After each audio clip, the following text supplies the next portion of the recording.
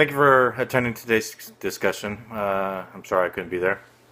My name is Mike Melton, and I would like to talk to you about a paper I recently wrote titled Felony Disenfranchisement, Give Felons Back Their Voice. Obviously, you can tell that I firmly believe that felons should have the right to vote.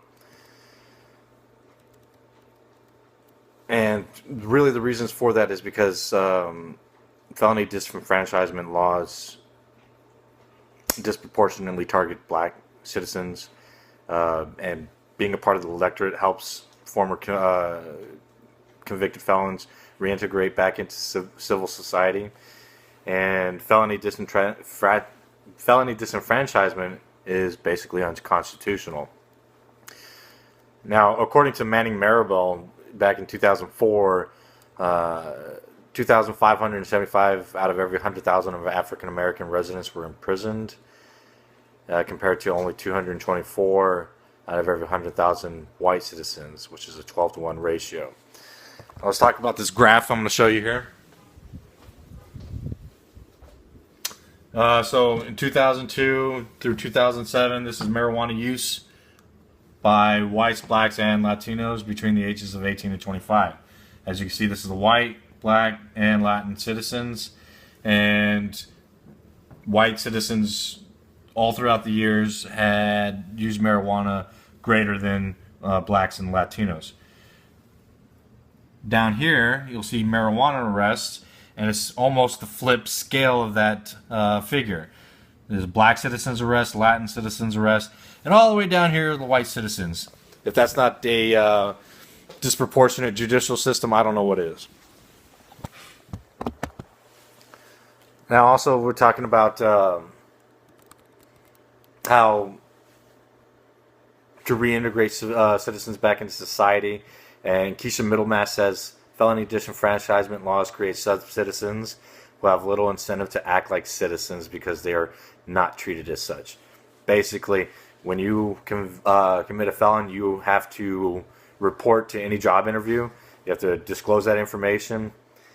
So what kind of job do you think you're going to get? Most likely not a good one that has a livable wage. You have to divulge that information for a loan, or if you're going to do a background check on renting an apartment. So what kind of neighborhood do you think you're going to live in? Is it going to be safe? Probably not. And lastly, if you don't have the right to vote, you don't have a voice. And we were all teenagers once. And when you didn't get heard by your parents, did you not throw a temper tantrum? I'm not going to say that adults or teenagers, but there is something to be said about not being heard and not participating in the civil society. Now, when we talk about unconstitutionality, the Eighth Amendment, cruel and unusual punishment, a lifelong sentence of not being able to vote is kind of cruel and unusual, in my opinion.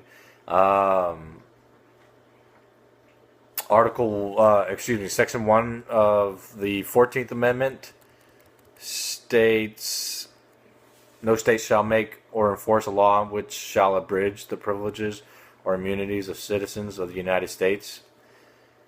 Now, a lot of people don't know this, but felon disenfranchisement laws is not federal. They're state run. Right there in Section 1, it says no state shall enforce, shall abridge privileges of or immunities of citizens. Taking away citizens' lifelong right to vote, I would say, is abridging their privileges and immunities as citizens. Now, we're talking about the opposition. Many people think that social contract theory, if you break the law, you break social contract theory.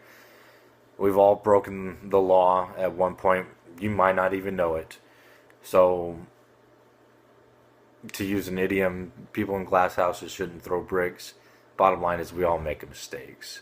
And the judicial system is about second chances. We are about second chances. And if the judicial system releases an ex-convict into society after they paid their penance, why do we treat them like subclass citizens and take away their right to vote? Thank you.